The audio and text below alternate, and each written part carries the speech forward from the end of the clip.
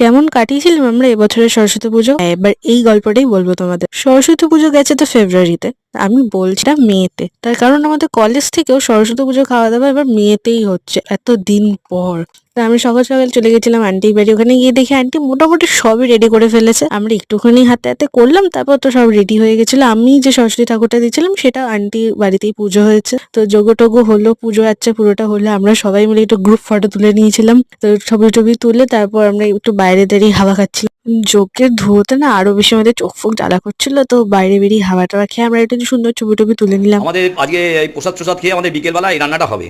তারপর বাড়ি চলে এসেছি, বাড়ি এসে দেখি মন্দিরটিও সেজে গুজে তৈরি, তো মন্দিরের সাথে একটু ছবি টবিও তুলে নিলাম। আবার যাই হোক, তুলতে তো হবেই, ছবি তোলাটা ম্যান্ডেটারি। তারপর খেলাম, আন্টি বাড়ি থেকে আমরা খাবার দাবার নিয়েছিলাম, পোলাও, পনির, আলুর দম, চাটনি আর রসগোল্লা। সরস্বতী পুজোর ভিডিও কিন্তু এখনো শেষ হয়নি, আরো বাকি রয়েছে। ওটা দেখতে গেলে সাবস্ক্রাইব করতে ভুলো না কিন্তু। টাটা।